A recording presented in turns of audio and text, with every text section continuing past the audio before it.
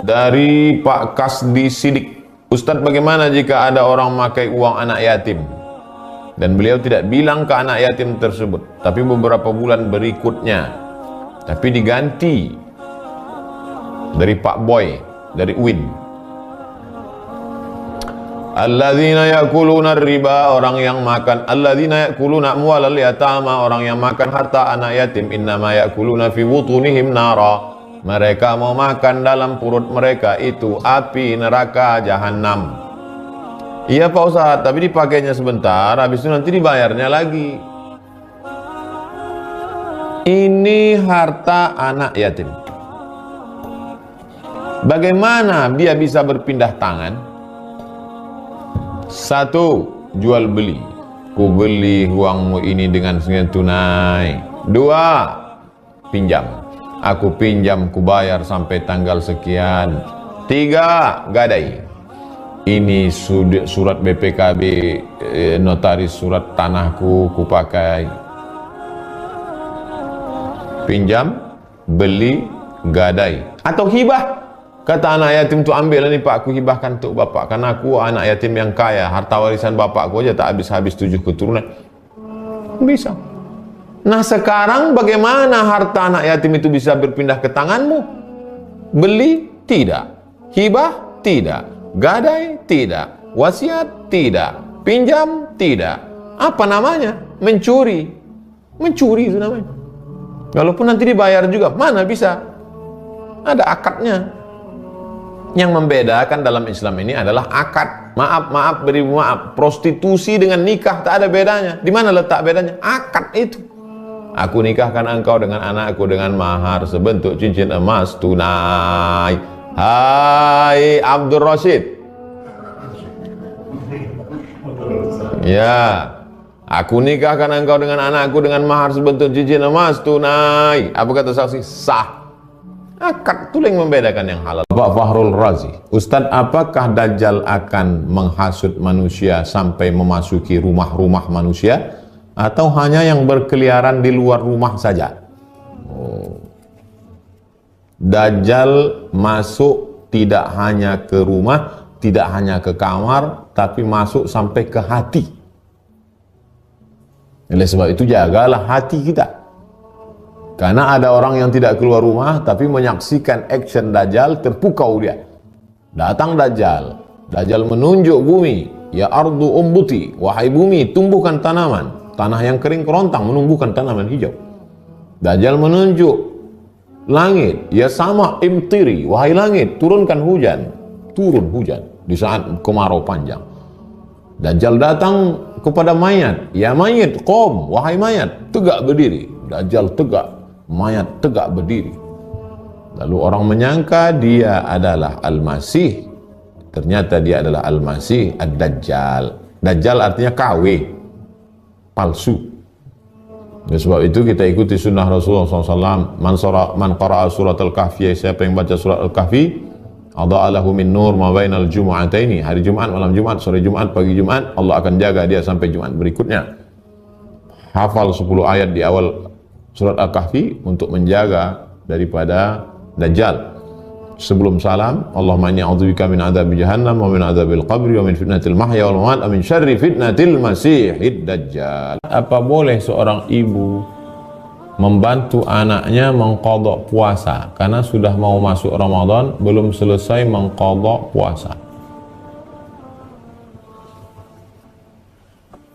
Orang hidup tidak ada mentransfer amal.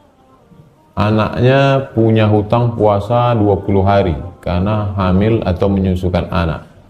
Lalu kemudian ibunya kasihan, puasa kau 20, mak 10, kau 10. Tak bisa. Yang bisa itu adalah kalau emaknya meninggal dunia, punya hutang puasa, anaknya berpuasa. Man mata, siapa yang mati meninggal dunia, wa alaihi siyamun, punya hutang puasa, shoma anhu waliyuhu, ahli warisnya melaksanakan puasa. Ibu bisa berpuasa untuk anak, karena kalau anak ibu meninggal, ibu dapat harta warisan. Maka anak ibu meninggal, ada utang puasa, maka ibu laksanakan puasa untuk almarhum. Bisa. setelah meninggal. Adapun hidup tidak. Bagaimana caranya meningkatkan iman, takwa kepada Allah? Terkadang iman ini naik turun dari Muadi Sitorus. Sitorus ini istiqomah karena dia terus saja Sitorus. Jadi Imam Muslim membuat satu bab dalam kitab Sahih Muslim, al-imanu yazid wa yanqus. Iman terus bertambah dan ada yang kurang. Kapan dia bertambah? Yazidu bit ta'ati, bertambah dengan ketaatan. Berkumpul bersama orang taat dalam sebuah ketaatan, sholat, zikir, baca Quran, di tempat majelis taat, iman nambah. Kapan dia berkurang? Wa yanqusu bil ma'siyah, dia akan berkurang dengan maksiat. Maka kalau punya grup WhatsApp, coba perhatikan grup. Ada berapa grup di handphone? 10 grup. Grup mana yang membuat kita taat? Grup mana yang membuat kita maksiat? Grup yang membuat maksiat, out, cabut, resign. Mau tidak mau, hidup singkat. Nggak tahu kita kapan mati. Di kantor, punya komunitas kawan-kawan yang pecinta, kalau ngumpul masyarakat, kalau ngumpul, kira-kira ustadz apa yang kita undang nanti kajian sore Kamis, sore. Nanti kira-kira hari Sabtu, hari Ahad kita buat program tabligh akbar apa. Nanti subuh Ahad kita subuhan di masjid mana, dengan baik kersubuhan, dengan komunitas hijrah. Kalau membuat taat, lanjutkan. Kalau buat maksiat, stop. Wallahu a'lam. Assalamualaikum Pak Ustaz. Waalaikumsalam warahmatullahi wabarakatuh. Saya Ibu Yati. Pak Ustaz, gimana cara mendidik anak di zaman modern ini dengan lingkungan gadget yang membawa pengaruh negatif, sedangkan anak sangat susah untuk dibatasi memegang gadget? Pertama, ibu jangan sampai tidak tahu password gadget anaknya.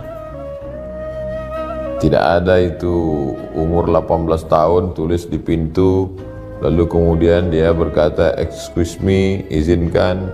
Memang betul kita ngetuk pintu karena takut mungkin terbuka auratnya. Tapi kalau sampai dia punya privasi, boleh membawa pacarnya, saya sudah 18 tahun, terserah saya, jangan ikut, jangan masuk privasi saya, itu bukan pendidikan Islam. Itu orang barat punya kerja. Kita man ala thalatha banatin, membesarkan 3 anak perempuan, fa'addabahunna, dididik dengan pendidikan yang islami, wa zawwajahunna, nikahkan dengan orang baik-baik, wa ahsana ilaihinna, buat baik sampai mati. Dalam Islam pendidikan itu bukan 18 tahun, minal mahdi ilal lahdi, dari buayan hingga ke liang lahat. Nah, jadi beri gadget, tapi gadget untuk komunikasi. Boleh ada tontonan, tapi sekaligus tuntunan. Channel YouTube apa yang kamu lihat? Siapa? Di sekolah juga, sekolahnya yang mengarahkan dia kepada akhlakul karimah, menutup aurat. Maka pilihlah sekolah, lihat kurikulumnya, berapa pelajaran agamanya, bagaimana guru-gurunya di sekolah. Kalau gurunya mengajak party, gurunya tidak berhijab, gurunya juga pacaran, gimana anak-anak kita? Seorang bapak tidak akan mungkin melepas istrinya yang sedang hamil ke bidan yang tidak jelas sekolahnya. Dia pasti akan cari bidan berijazah, karena dia takut nyawa istrinya melayang dan nyawa anaknya melayang. Bagaimana mungkin seorang ayah dan ibu bisa melepas pendidikan anaknya? Ini bukan nyawa, lebih daripada nyawa, karena nyawa habis mati, selesai. Tapi ini bagaimana kehidupan dia setelah mati, di alam kubur, di alam yaumil ba'si, hari berbangkit, di titian siratal mustaqim menuju surga Allah. Bagaimana dia lepaskan anaknya ke guru yang akidahnya tidak benar, tidak mendidik anak ke jalan Allah SWT. Padahal guru adalah digugu dan ditiru. Kenapa penekanan sekolah begitu penting? Karena anak lebih lama di sekolah daripada di rumah. Nanti setelah pulang ke rumah jam 6, jam 7, jam 8, jam 9, jam 10, 5 jam itu kontrol orang tua. Selebihnya dia di luar. Maka kalau di sekolah tidak ketat, dia akan cabut, dia akan pergi ke mall, jilbab dia buka, dia masuk ke tas, dia ngelem. Na'udzubillah. Mudah-mudahan Allah menyelamatkan generasi kita. Apakah orang tua dari anak yang hafal Quran itu pilihan Allah? Itu pembahasan kita stasiun keberapa kemarin itu? Murad, iradah, diinginkan Allah, dipilih Allah. Wahai bapak-bapak yang anaknya hafal Quran, ibu-ibu yang mengandung anaknya hafal Quran, jangan kau pandang bahwa itu amalmu. Wow, kalau bukan saya yang mendidiknya itu kemarin, nanti datang ujubmu, diuji Allah engkau, maka katakanlah inilah pilihan Allah. Karena ada kudrat dan iradah Allah lah, maka bisa. Bagaimana cara memantaskan diri menjadi orang tua anak-anak penghafal Quran? Berusaha. Kita tak sanggup mendidik dari rumah karena kita tak mampu, masukkan ke pondok tahfiz, masukkan ke rumah tahfiz. Di usia-usia emas, SD, SMP, SMA, sanawiyah, aliyah, nanti kalau udah kuliah berat kepalanya, udah banyak mata pelajaran. Bagaimana jika wanita sedang haid membaca ayat Quran tapi tidak memegang Quran? Perempuan yang sedang menstruasi tidak boleh memegang Quran, tidak boleh membawa Quran, tidak boleh membaca Quran, tidak boleh sholat, tidak boleh tawaf, tidak boleh i'tikaf, tidak boleh puasa. Begitu disebutkan dalam kitab Al-Fiqhul Islami wa Adillatuh menurut mazhab Syafi'i. Tapi ada pengecualian. Pertama, kalau dia seorang guru di sekolah, maka dia boleh mengajarkan ayat Quran dengan baca putus-putus. Besok ngajar di kelas ayatnya tentang puasa. Anak-anak, kita sedang merenung tafsir tadabbur ayat puasa. Ya, ikut ibu. Ya ayyuha alladzina amanu kutiba alaikum siam boleh. Yang kedua, kalau dia hafal Quran, dia mesti ulang satu hari 2 juz. Kalau tidak ulang 2 juz, hafalannya hilang. Perempuan yang berarti kalau dia masa menstruasi 7 hari tidak baca Quran, hilang 14 juz atau tidak lancar, maka dia boleh ulang hafalannya am zahri qalbin, bacanya dalam hati, diam aja, sedang mengulang hafalan. Begitu menurut mazhab Maliki. Wallahu a'lam. Saya ingin tanya, biasanya seorang laki-laki muslim memilih wanita solihah. Kalau saya tidak, saya justru ingin mendapatkan wanita yang biasa-biasa saja dan ingin membimbingnya. Tentu tidak sama semua orang. Ada seorang namanya Profesor Dr. Ismail Raji Al-Faruqi. Tentu orang selevel dia, ulama besar. Kalau kita pernah mendengar ada namanya IIU, International Islamic University, 2 di dunia, 1 di Islamabad, 1 di Malaysia. Itu adalah ide dari Ismail Raji Al-Faruqi. Nah, dia sama seperti adinda kita. Dia tidak mau nikah dengan perempuan biasa. Dia berdebat dengan orang Yahudi. Dia orang Palestina. Palestina dijajah Yahudi. Berdebat dia dengan perempuan Yahudi. Kalah perempuan itu, masuk Islam, nikah dengan. Tapi kalau tidak selevel Ismail Raji Al-Faruqi, cuman selevel Ismail pengurus masjid dekat rumah saya, jangan sampai 2 kali kerja. Karena kamu kerja cari nafkah, kerja cari makan, sampai rumah kerja lagi mendidik dia. Carilah perempuan yang santriwati, yang hafal Quran, yang mengerti, yang sabar, tidak ada duit sabar, sehingga bebanmu ringan. Tapi kalau selevel engkau dengan Ismail Raji Al-Faruqi, kau carilah Yahudi yang perlu berdebat, kau debat, kalah dia, menikah kau dengan. Ukurlah iman, ukur ilmu, ukur kemampuan. Saya simpan di deposito, ada bunganya, sedangkan bunganya tak boleh diambil. Jadi uang yang kita dapatkan itu sebagusnya kemana Pak Ustadz? Pertanyaan ini pernah ditanyakan kepada Syekh Yusuf Al-Qardawi, diterjemahkan dalam buku namanya Fatawa Mu'asirah, fatwa-fatwa kontemporer. Menabung di bank konvensional, Karena di kampung dia tak ada bank Riau Kepri Syariah. Terpaksa menabung di bank konvensional. Karena kalau diletakkan di bawah bantal, hilang. Saya khawatir kalau diletakkan bawah bantal, Pak Ustaz. Kau khawatir pencuri? Tidak. Jadi siapa yang kau takut? Bini saya. Bang, duit apa nih bang? Duit sial. Kenapa duit sial? Udah kusembunyikan, kau dapat juga.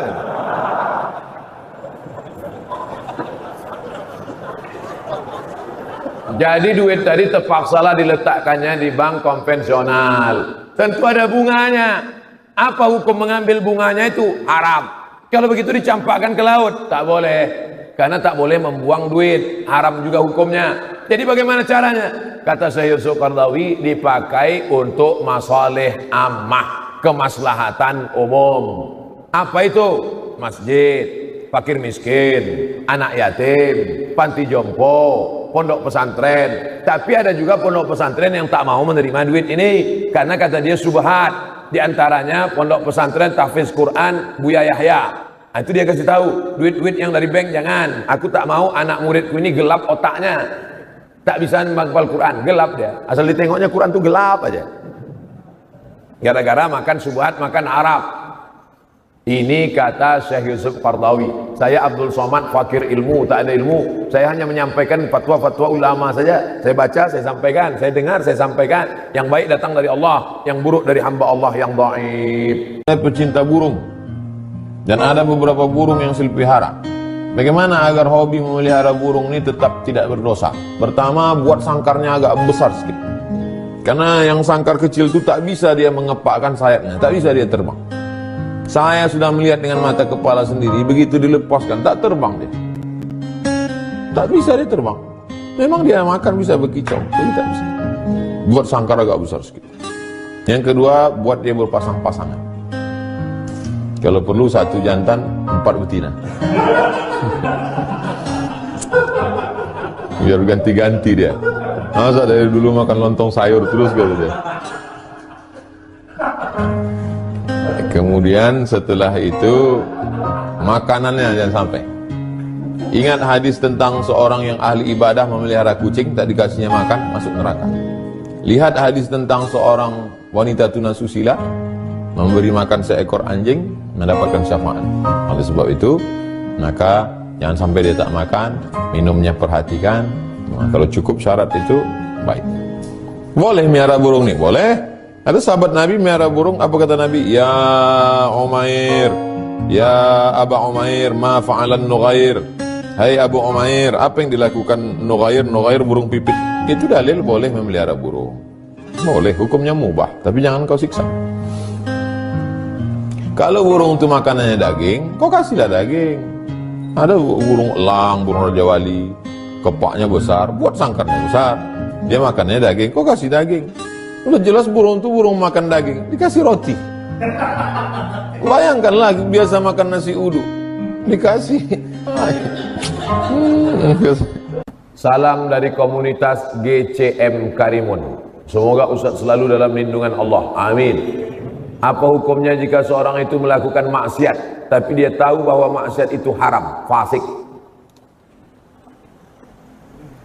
Mulutnya berkata asyhadu an la ilaha illallah wa asyhadu anna muhammadar rasulullah, tapi hatinya tidak berkata, maka dia munafik. Lain di bibir, lain di judul lagu.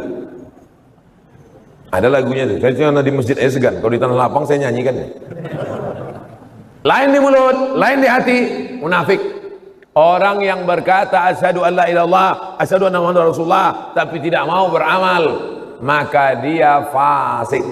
Yudillu bihi katsira wa yahdi bihi katsira wa ma yudillu bihi illa al-fasiqin. Maka orang yang fasik itu disesatkan Allah Subhanahu wa taala. Sudah tahu itu haram, dibuatnya juga. Fasik.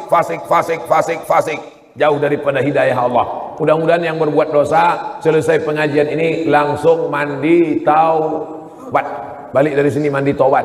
Mandi taubat itu macam mana Pak Ustaz? Macam mandi wajib. Mandi wajib itu macam mana Pak Ustaz? Hah? Tak tahu kau mandi wajib? Anak udah 5. Basah semua dari ujung rambut sampai ke ujung kaki. Kalau mandi wajib ini mana yang duluan basah Pak Ustaz? Terserahlah. Kalau kau salto, kaki duluan. Salto apa pula kaki duluan? Kepala duluan. Boleh mandi wajib di kolam renang Pak Ustaz? Boleh. Di laut Pak Ustaz? Mantap. Pergi mandi tobat kau ke laut. Bukan cuma dosa hilang. Kalau sampai ke tengah kau hilang sekalian. Habis mandi taubat, solat sunat taubat. Usolli sunnatat taubat raka'ataini lillahi ta'ala. Habis itu banyak-banyak beristighfar. Wallahi demi Allah, inilah astaghfirullah rabbi wa atubu ilaih. Aku beristighfar dan bertobat kepada Allah mi'ata marrah, 100 kali sehari semalam. Nabi yang dijamin masuk surga, taubatnya, istighfarnya 100 kali sehari semalam. Kita istighfar 3 kali. Halo. La ilaha illallah Muhammad Rasulullah. Ustaz Abdul Somad, saya nama tak boleh sebut, menjaga kode etik jurnalistik. Mohon bantuan Ustaz untuk menyampaikan sedikit tentang zakat profesi. Jangankan sedikit, banyak pun jadi.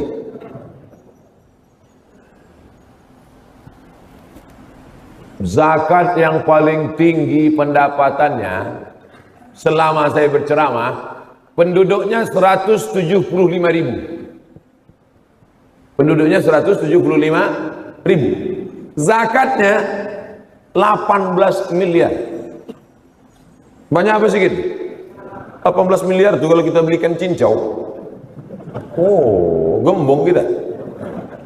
Berenang kita. Rakyatnya cuma 175.000. Tapi zakatnya 18 miliar. Namanya Kabupaten Baru, Sulawesi Selatan. Sulawesi Selatan. Sukunya Bugis, mayoritas Bugis, orang-orang kaya Bugis. 18 miliar zakat.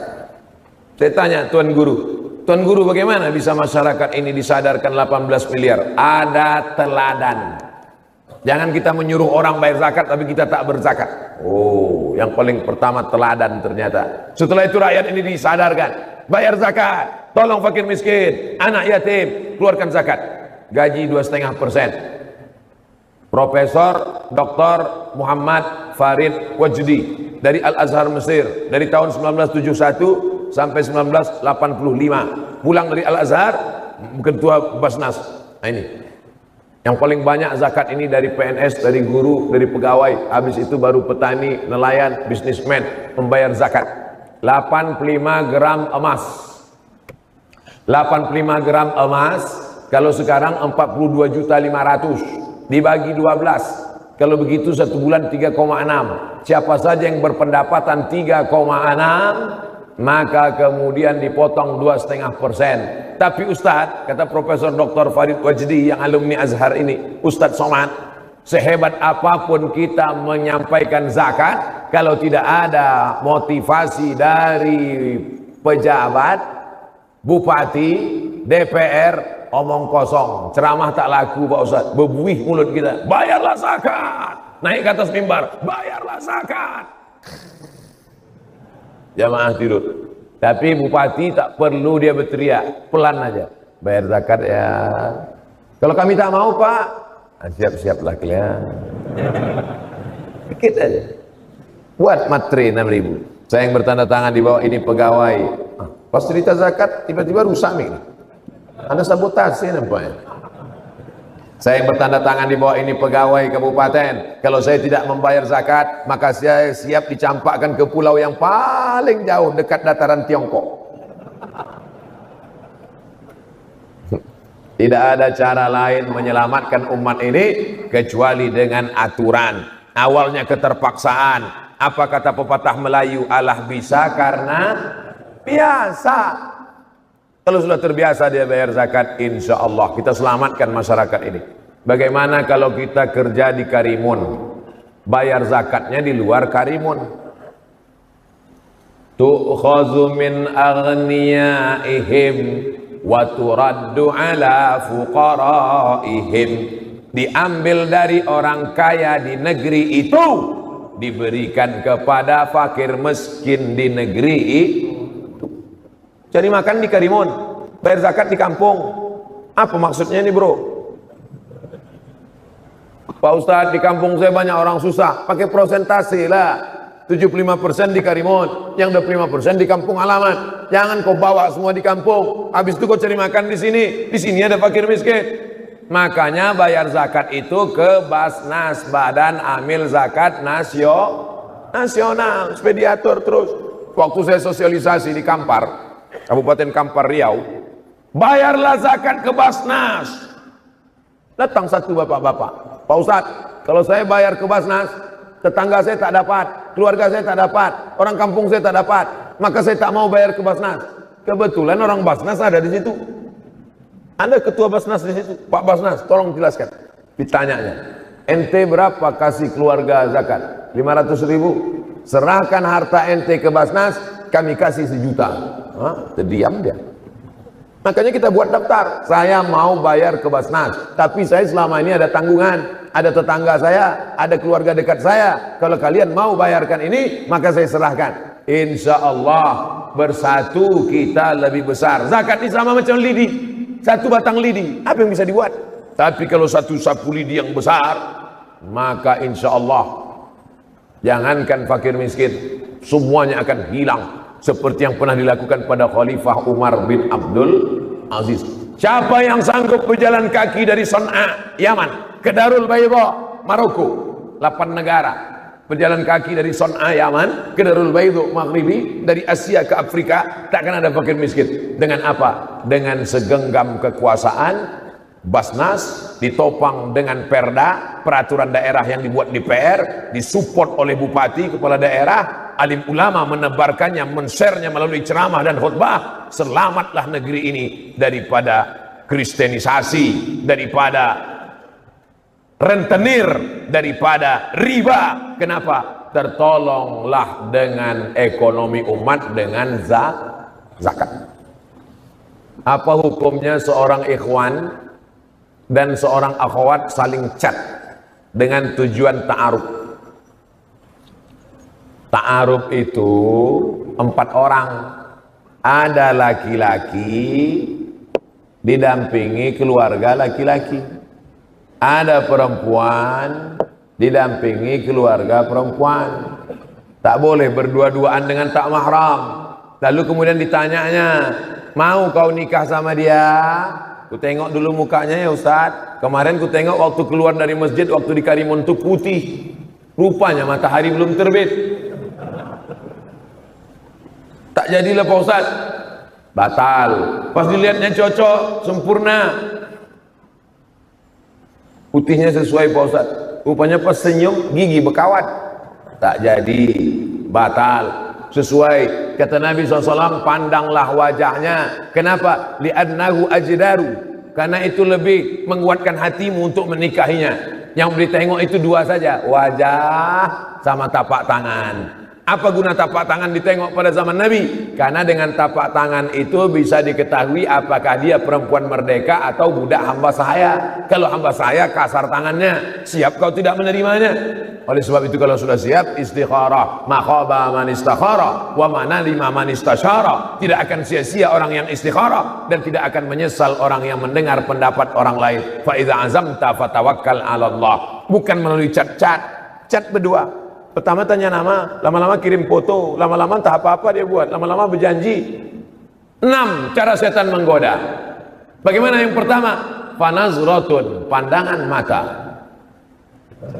Yang kedua, fasalah fabtisamun, senyuman. Setelah menengok, senyum. Yang ketiga, fasalamun, say hello, hai. Yang keempat, fakalamun, apa kabar? Yang kelima, famau'idun, janjian. Yang keenam, faliqaun, pertemuan. Kalau sudah bertemu tak ada mahram, terjadi apa yang terjadi. Mudah-mudahan terpelihara anak-anak kita ini dari pergaulan bebas. Siapa yang mengontrolnya? Orang tua. Anak-anak muda ini nakal, tapi kenakalan orang tua juga luar biasa. Kalau datang anak muda pakai mobil, silakan bawa. Saya bawa ya Pak, bawa. Kami pulang jam 12 Pak, adzan subuh pun tak bawa. Semoga Ustadz diberikan umur panjang yang berkah. Amin. Saya mohon izin menyampaikan tausiah Ustadz melalui tulisan, terutama masalah zikir. Boleh ya Pak Ustadz? Mantap. Ceramah-ceramah ini kalau bisa anak-anak muda kalian tulis ulang balik. Habis itu kalian share. Buatkan grup grup WhatsApp, kumpulan ceramah Ustadz Somad dalam bentuk tulisan, grup FB, kumpulan ceramah Al-Mukarram Fulan, Ustadz kami, kirim semua. Karena banyak orang tak mau mendengar, mau membaca. Banyak orang tak kursus membaca, mau mendengar. Ada orang tak fokus baca, tak fokus dengar, dia mau nengok. Ada orang fokusnya nengok tapi tak mau dengar. Ada orang fokusnya dengar tak mau nengok, MP3. Ada orang tak fokus dengar mau nengok, MP4. Tak mau dengar, tak mau nengok, tulisan. Tulisan tak mau, nengok tak mau, dengar tak mau, campakkan ke laut.